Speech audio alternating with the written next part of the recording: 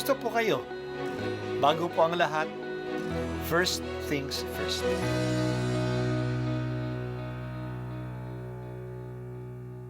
Good morning po. Sinisimulan po natin ngayon ang first things first.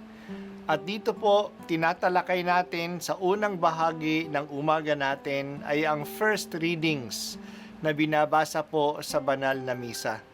Ito pong tinatalakay natin kasi madalas po kasi marami na tayong alam tungkol sa gospel readings. Pero konti po ang nagsasalita sa first readings.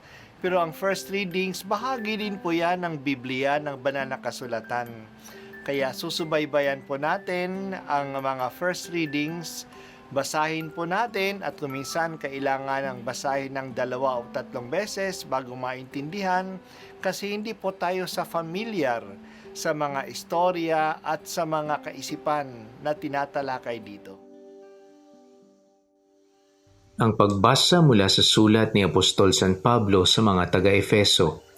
Mga kapatid, magpasalamat tayo sa Diyos at Ama ng ating Panginoong Hesukristo. Pinagkalooban niya tayo ng lahat ng pagpapalang espiritual dahil sa ating pakikipag-isa kay Kristo. At sa atin ngang pakikipag-isang ito, hinirang na niya tayo bago pa nilikha ang sanlibutan upang maging banal at walang kapintasan sa harap niya. Dahil sa pag-ibig ng Diyos, tayo'y kanyang itinalaga upang maging mga anak niya. Sa pamamagitan ni Hesukristo, iyan ang kanyang layunin at kalooban. Purihin natin siya dahil sa kanyang kahangahangang pagkalinga sa atin sa pamamagitan ng kanyang minamahal na anak. Kaya nga, mula nang mabalitaan ko ang tungkol sa inyong pananalig sa Panginoong Hesus at ang inyong pag-ibig sa lahat ng hinirang, walang humpay ang pasasalamat ko sa Diyos para sa inyo. Inaala-ala ko kayo sa aking panalangin at hinihiling sa Diyos ng ating Panginoong Hesukristo, ang dakilang Ama, na pagkalooban niya kayo ng espiritu ng karunungan at ng tunay na pagkilala sa Kanya. Naway iliwanagan ng Panginoon ang inyong mga isip upang malaman ninyo ang ating inaasahan sa Kanyang pagkatawag sa atin. Ito'y ang kaluwalhatiang inilaan niya sa Kanyang mga hinirang. Ang salita ng Diyos. Salamat sa Diyos. Tuwing 3 linggo ng Enero, ipinagdiriwang sa buong Pilipinas ang Kapista ng Santo Niño. Ito ay ang batang si Jesus na itinuturing nating maghahari sa atin. Ang larawan ng Santo Niño ay ang larawang ibinigay ni Ferdinand Magellan kay Reynang Juana nung siya ay binyagan. Kaya tuloy, ang Santo Niño ay naging simbolo ng ating pagtanggap kay Jesus, ng ating pagiging Kristiyano. Masaya itong ipinagdiriwang sa buong bansa. May mga kilalang pagdiriwang ng Santo Niño tulad ng Sinulog ng Cebu, Ati-atihan ng Aklan, Dinagyang ng Iloilo. Ang pahayag ni Propeta Isaías ay magandang paglalarawan ng papel ng Santo Niño sa atin. Tayo ay ang bansang nababalot sa kadiliman na nakakita ng liwanag. Nababalo tayo noon sa kadiliman ng paganism na walang pagkilala sa tunay na Diyos.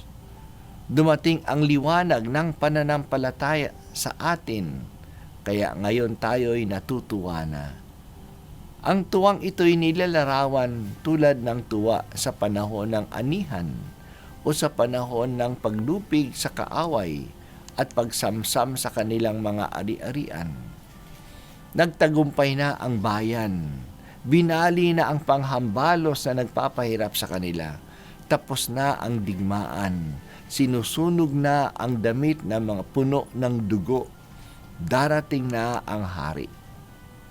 Ang haring darating ay isang batang lalaki. Bata lang siya pero puno na siya ng katangian ng isang magaling na hari. Kahangahangang tagapagpayo, walang hanggang ama, prinsipe ng kapayapaan at makapangyarihan. Magiging matatag ang kanyang paghahari. Maghahari siya at magdadala ng katarungan, katwiran at kapayapaan para sa lahat. Ang Santo Niño ay nagdadala ng pangarap nating mga Pilipino. Nangangarap tayo na mawala na ang kadiliman sa ating buhay.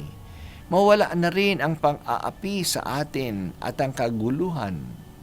Ang maghahari sa atin ay hindi isang mandirigma o isang tusong politiko, kundi isang mahinahon at mapayapa tulad ng isang bata. Pinaghaharian niya tayo ng buong katarungan at katwiran. Ito ang ipinagdarasal natin na gawin ng Diyos sa atin. Hindi tayo mawawalan ng pag-asa na ito'y mangyayari. Kaya taon-taon ipinagdiriwang natin ng buong sigla at saya ang kapista ng Santo Niño. Señor Santo Niño, maghari ka sa amin. Mamahala ka sa amin ng buong katarungan. Pasiglahin mo ang iyong bayang naghihirap.